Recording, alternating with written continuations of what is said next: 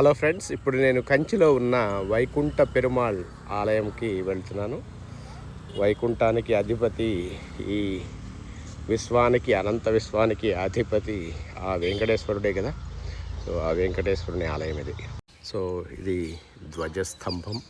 ఈరోజు ఉదయము ఈ ఆలయానికి నడిచి వస్తుంటే ఈ మాట్టు పొంగల్ అంటే కనుమ పండుగ ముగ్గులు ఎంతో అందంగా కనిపించాయి చాలా ఇళ్ల ముందు.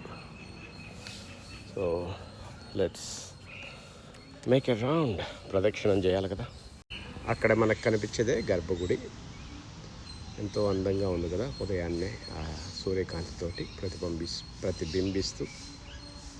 ఇది కూడా నిన్న వెళ్ళిన కైలాసేశ్వర ఆలయం లాగే చాలా పురాతనమైనది. శాండ్ స్టోన్తో కట్టారు కాబట్టి కాన్స్టెంట్ ఎరోషన్కి గురవుతుంది. సో అలా ఎంటర్ అవుతాము.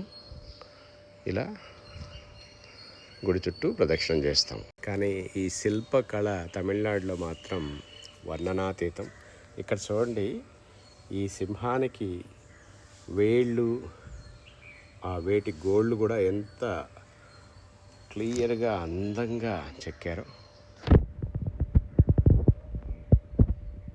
కొన్ని చోట్ల ఇలా ఇటుక బయటపడి ఉంది. అంటే మెయిన్ కన్స్ట్రక్షన్ బ్రిక్ కన్స్ట్రక్షన్ అన్నమాట.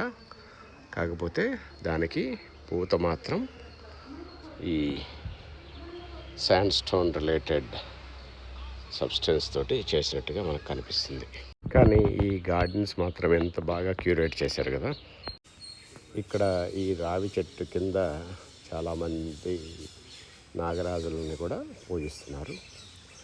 అక్కడ తెల్లవాళ్ళు వచ్చి దీని గురించి చదువుకుంటున్నారు. ఇది చాలా ముఖ్యమైన ఆలయం అన్నమాట. ఇది మాత్రం స్కిప్ చేయొద్దు మీరు కంచికి వస్తే.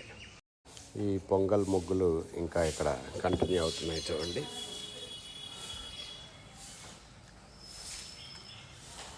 హ్యాపీ పొంగల్. సో అక్కడ లోపలికి వెళ్ళగానే అక్కడ మెయిన్ దేవుడు ఉంటాడనమాట. సో శ్రీదేవి భూదేవి సమేత శ్రీనివాసుడు ఉంటాడు లోపల. ఇక్కడ ఎంటర్ అయ్యేటప్పుడు రాజగోపురం కానీ గాలిగోపురం కానీ లేవు. ఇది కొంచెం డిఫరెంట్గా అనిపించింది నాకు. కానీ ఈ మండపం ద్వారా ఎంటర్ అవుతాం అన్నమాట. తర్వాత ధ్వజస్తంభం కనిపిస్తుంది. తర్వాత గర్భగుడి కనిపిస్తుంది. ఆర్కియాలజికల్ సర్వే ఆఫ్ ఇండియా వాళ్ళు ఈ టెంపుల్ గురించి రాశారు ఇక్కడ. ఇది చాలా ఇంపార్టెంట్ టెంపుల్ అని.